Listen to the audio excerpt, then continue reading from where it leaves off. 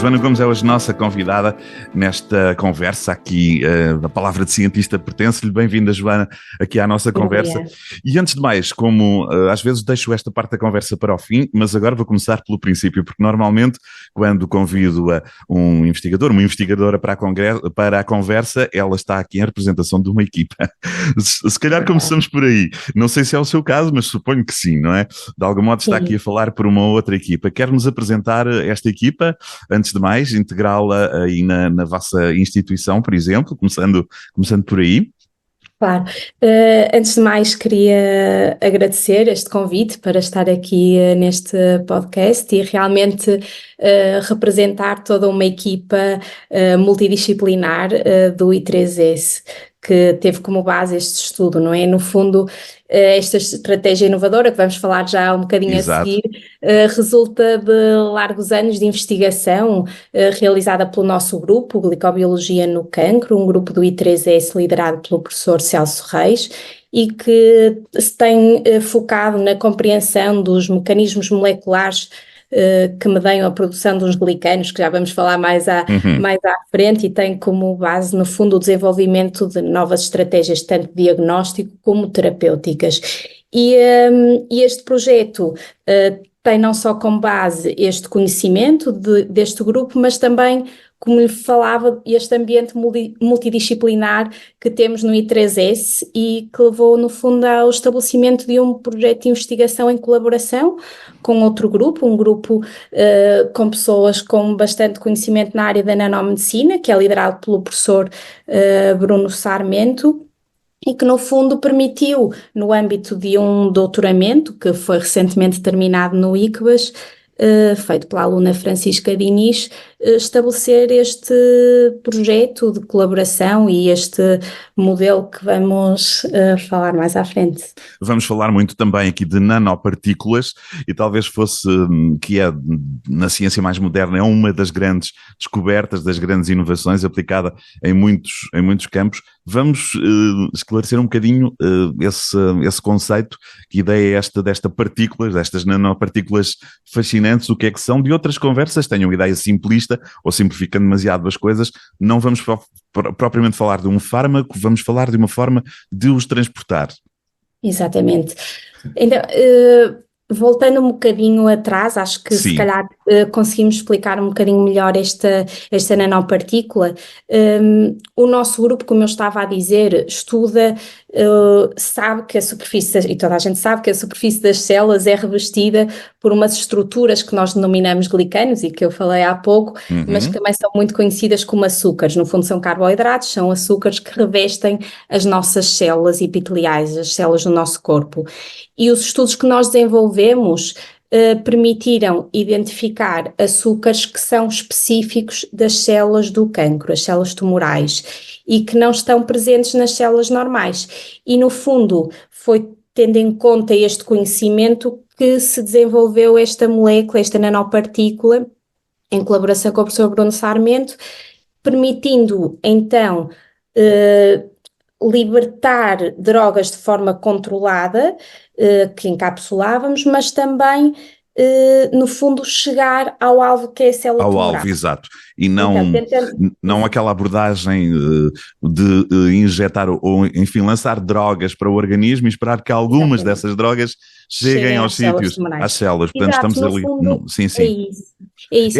Essa, Joana, desculpe, só para essa membrana de que estava a falar, esses açúcares, são uma dificuldade para as terapias, porque é preciso penetrar essa membrana. Muitas vezes ela funciona como uma espécie de barreira de resistência, às vezes complicada, não é? É verdade, nós sabemos que estes glicanos estão muito associados também à resistência à terapia, mas também são usados, por exemplo, na monitorização com marcadores sorológicos que nos permitem perceber se a monitorização do cancro. E neste caso nós usamos um bocadinho como alvo, não é? Nós o que fizemos foi desenvolver uma nanopartícula que estava funcionalizada na sua superfície com um anticorpo que era direcionado a este alvo. No fundo, estamos a direcionar a um glicano que é específico da célula tumoral. E o que nós fizemos a posteriori foi então encapsular um fármaco que que no fundo iria ser entregue de forma controlada à célula tumoral, uma vez que estas partículas tinham na sua superfície anticorpos contra este glicano que nós tínhamos na célula tumoral.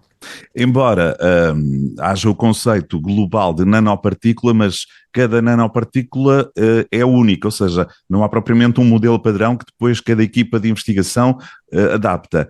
Ou a criação de uma nanopartícula é sempre um momento de criação a partir do zero, se posso utilizar esta expressão. Ok.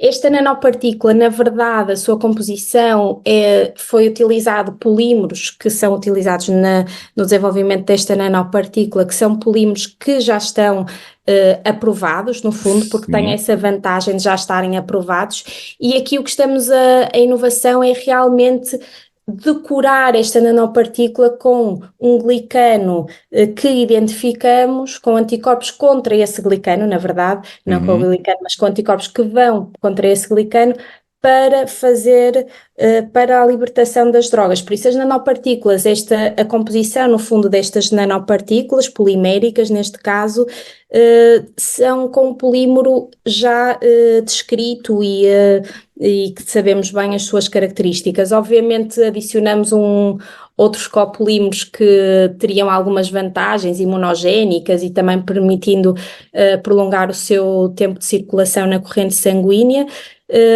Mas aqui a grande novidade é sim o direcionamento para células que o nosso grupo tem vindo a estudar, que são os tais glicanos, os açúcares que falava, que nós temos especificamente nas células tumorais, ao contrário das células normais, e utilizar isso como uma vantagem. Sim, sim. A Joana Gomes, quando refere células tumorais, está a falar de células de um cancro específico, tanto quanto sei, neste caso do cancro gastrointestinal, ou há mais células de outros tipos de cancro aqui sob a vossa investigação? Exatamente. O nosso grupo tem-se focado, no fundo, a trabalhar nos estudos de cancro gástrico e cancro coloretal, uns cancros do trato gastrointestinal.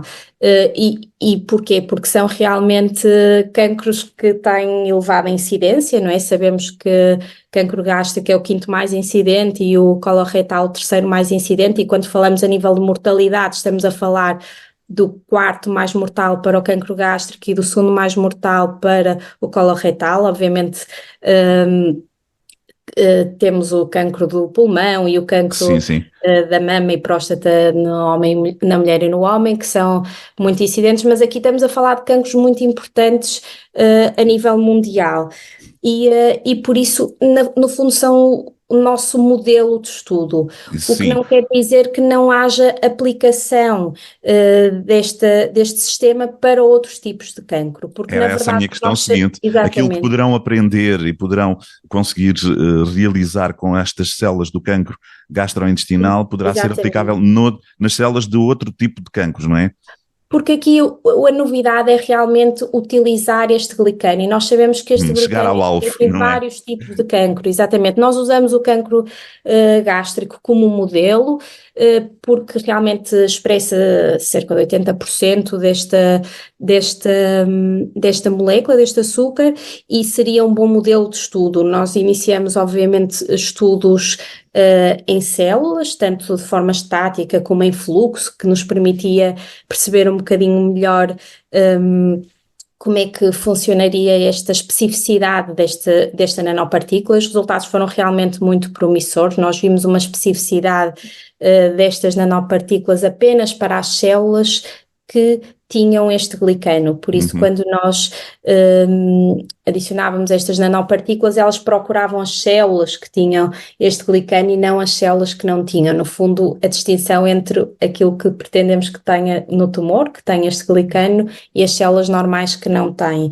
E depois fizemos estudos pré-clínicos também, e que verificamos que realmente este nanossistema tem uma eficácia elevada na redução do crescimento do tumor, mas também na proliferação das células e da necrose destes tumores. São resultados já muito interessantes. Joana Gomes, deixe-me só, ainda sobre as células, porque fiquei aqui com uma curiosidade. O que está aqui em causa, a Joana Gomes explicou, a escolha deste tipo de células do cancro gastrointestinal teve a ver sobretudo com a incidência deste tipo de cancro. Não é que se possa aqui estabelecer uma espécie de escala de células mais difíceis, outras mais fáceis, ou seja, se vocês pensassem numas células de outro tipo de cancro, se calhar essa barreira seria mais difícil, não é isso que está aqui em causa?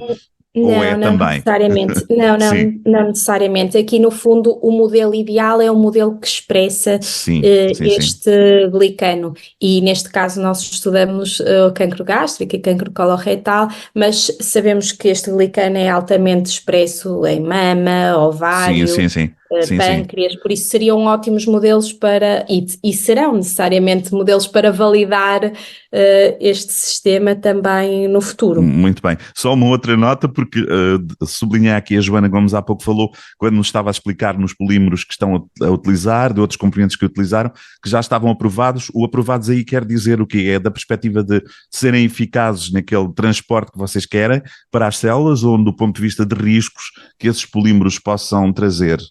Eu estava a falar, no fundo, de aprovação pela FDA e pela EMA, a Agência Europeia do Medicamento, que permite, no fundo, só determinados compostos é que possam ser utilizados na clínica.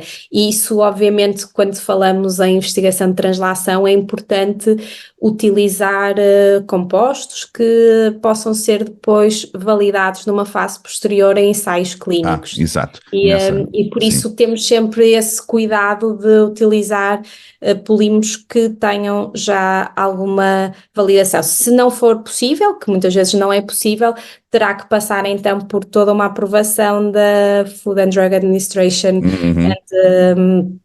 e também da Agência Europeia do Medicamento, para serem, obviamente, aprovados para ensaios clínicos. Mas essa aprovação tem a ver com o facto desses polímeros poderem trazer riscos também para a saúde. São biocompatíveis, obviamente, são seguros, exatamente. Claro. Por isso, neste caso, utilizamos um polímero que era biocompatível, seguro e que tem alta biodisponibilidade. E no fundo, conseguimos acoplar anticorpos para o direcionamento destas drogas, que na verdade acaba por ter um impacto clínico muito importante, principalmente também para a indústria farmacêutica, porque poderá então utilizar estas nanopartículas, este sistema, como veículo de entrega mais precisa e eficiente de fármacos, utilizando obviamente menores quantidades na administração destes medicamentos e reduzindo todos os efeitos colaterais que estes têm e que nós sabemos que são realmente um problema na clínica quando se utiliza a quimioterapia e drogas dirigidas nos doentes, são os efeitos colaterais e os efeitos secundários e a toxicidade destes medicamentos para o organismo. Por isso tem realmente um potencial muito importante para a clínica. A Joana Gomes há pouco referiu uma série de indicadores muito positivos, daqueles que foram conseguidos até agora com a vossa investigação. Estamos em que campo ainda, Joana Gomes? No campo laboratorial, tanto quanto sei, ainda não no meio hospitalar e mais próximo de nós, humanos, mas queria perceber exatamente onde é que está o caminho, porque é de um caminho que se trata, não é? Nesta investigação. Sim, obviamente, como disse há pouco, nós temos que iniciar estes estudos, estas validações pré-clinicamente, não é? No fundo, com modelos pré-clínicos que não só a nível celular, como também a nível pré-clínico, permite-nos ter uma ideia de como poderá ser o comportamento e a toxicidade destes sistemas, mas obviamente há todo uma passagem para o mundo dos ensaios clínicos que ainda tem que ser que tem que ser ainda tem que chegar lá, não é? Sim, nós obviamente... Mas estes primeiros ensaios, estes primeiros resultados positivos vêm de que ponto da vossa investigação e da vossa testagem? Estes ensaios foram ensaios em células, Sim. inicialmente em células tridimensionais e também em modelos pré-clínicos, modelos in vivo, que nos trazem bastante, que nos permite, no fundo,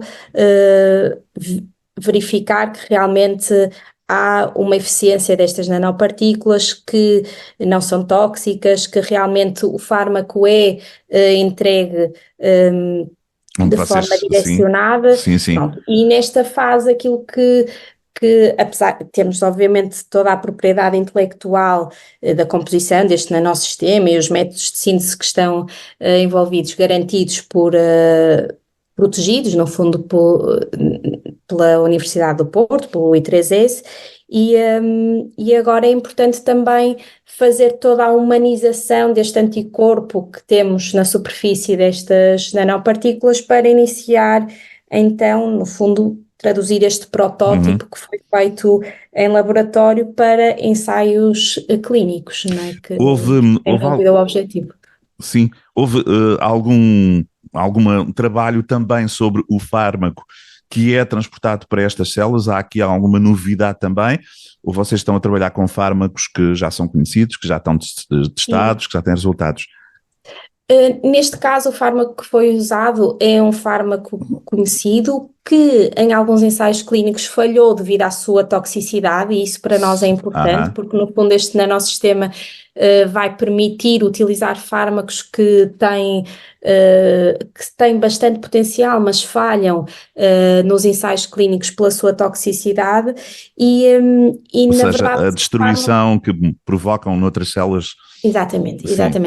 E utilizamos fármacos que têm, no fundo, sabemos exatamente aquilo qual é o seu alvo, e temos formas de controlar que realmente estão a ser eficientes ao atingir o seu alvo. Neste caso, nós usamos fármacos que têm como alvos receptores oncogénicos das células tumorais e que nós sabemos que vão inativar de alguma forma esses receptores quando chegam ao alvo. E no fundo isso foi o que foi controlado nos modelos pré-clínicos, que é não só conseguimos chegar à célula tumoral, mas conseguimos também libertar a droga que estava encapsulada nessa partícula e verificar essa inativação nas células. E o que nós fizemos como controlo realmente foi ter células que eram decoradas com esse anticorpo contra o açúcar, o glicano, e outras células que não eram decoradas com um anticorpo não específico. E verificamos que realmente essa inativação dos receptores só acontece quando as células têm na sua superfície anticorpos contra o glicano das células tumorais. Por isso, realmente há um direcionamento da partícula para o tumor, evitando, obviamente, essa toxicidade e eventualmente acabando por potenciar esse fármaco, não é? Já que ele é todo utilizado e dirigido para as células em causa, não é?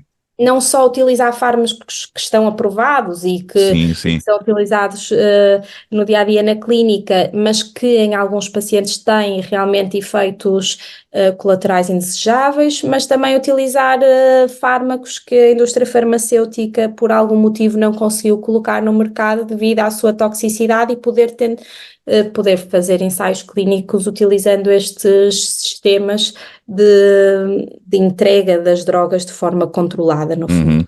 Joana Gomes, quando se fala neste tipo de abordagem terapêutica, que é de facto inovador, era ficção científica se calhar aqui há umas dezenas de anos atrás, ou há menos do que isso, obviamente temos que sempre estar a pensar, e quando é que alguém que está afetado por este tipo de cancro ou outro pode recorrer a esta terapêutica. E já agora, para perceber também qual é a perspectiva de aplicação destas terapêuticas, é uma injeção, é um comprimido, como é que este tipo de terapêuticas, que recorde nanopartículas, é utilizado nos humanos, em nós humanos?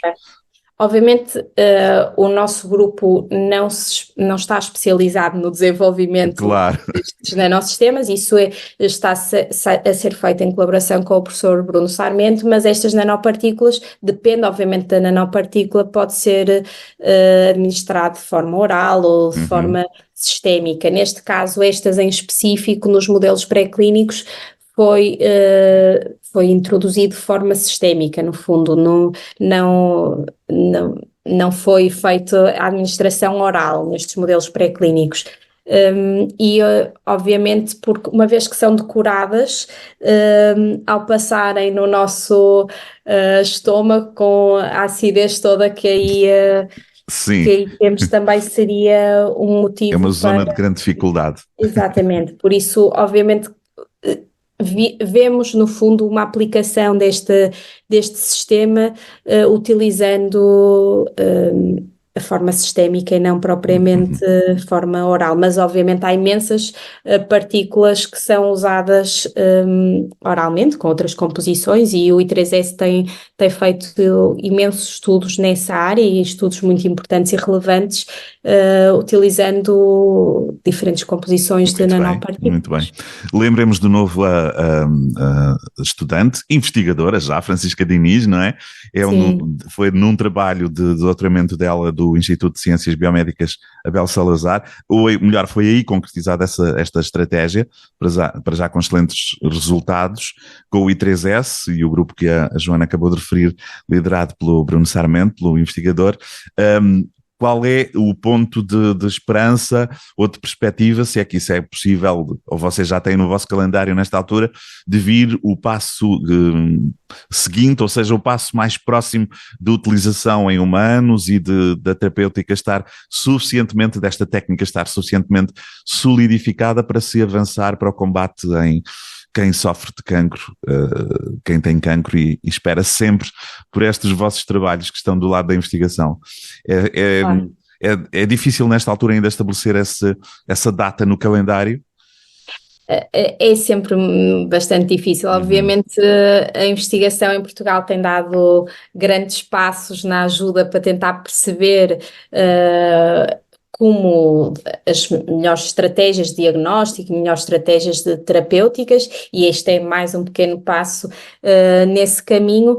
Obviamente, ainda estamos longe da aplicação clínica, temos todos os estudos, os ensaios clínicos pela frente, e sabemos que isso são ensaios morosos e que têm que ter bastante controle para que tudo chegue à clínica da melhor forma. Obviamente que há também um trabalho muito importante no diagnóstico precoce e na prevenção, e que tem sido feito também pela instituição, neste caso pelo IPATIMUP, com uma série de ações pelo país inteiro, de prevenção, de como tratar o cancro, porque na verdade tem sido algumas ações que o IPATIMUP tem também feito na parte do diagnóstico, porque realmente nós na investigação estamos focados muito na melhoria das terapêuticas e no diagnóstico, mas a prevenção é sem dúvida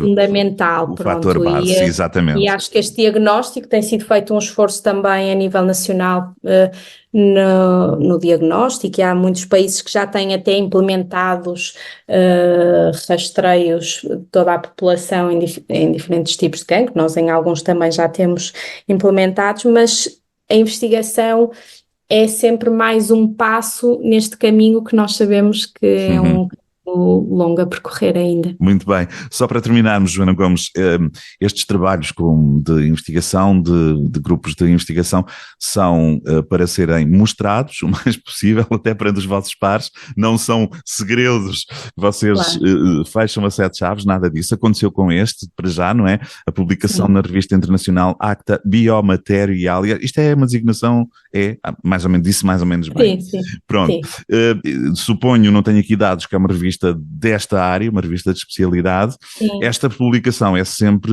como aconteceu neste caso e noutros, são sempre publicações importantes, é uma exposição do vosso trabalho perante os vossos pares, não é? E aproveito para perguntar se até agora, embora a notícia e a publicação seja recente, tanto quanto sei, já há um retorno desta publicação, do ponto de vista do que é que os vossos pares da comunidade internacional já vos disseram.